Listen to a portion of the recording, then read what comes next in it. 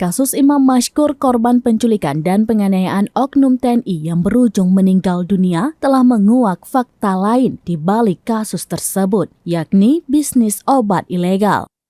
Tokoh muda Aceh Haji Said Muhammad Mulyadi meminta Panglima TNI Yudo Margono dan Kapolri Listio Sigit Prabowo menangkap mafia yang terlibat dalam praktik perdagangan obat ilegal yakni tramadol.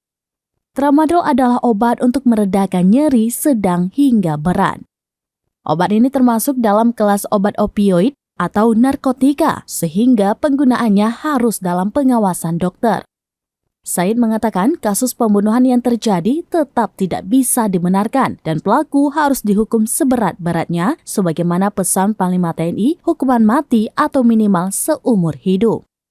Namun yang perlu diketahui semua pihak bahwa kasus yang menyita perhatian pejabat tinggi negara ini bukan sekedar kasus pembunuhan, tapi ada praktik ilegal yang melibatkan mafia.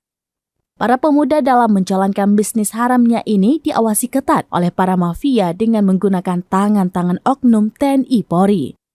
Pria yang sudah lebih dari 20 tahun menjadi advokat di Jakarta ini mengaku banyak orang Aceh melakukan praktik perdagangan obat ilegal dengan kedok jualan kosmetik.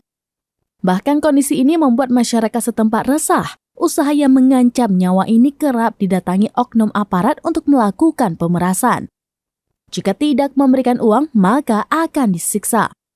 Karena itu, agar tidak lagi jatuhnya korban jiwa ke depan, Panglima TNI dan Kapolri harus turun tangan, menangkap semua mafia obat ilegal dan menertibkan prajurit yang terlibat.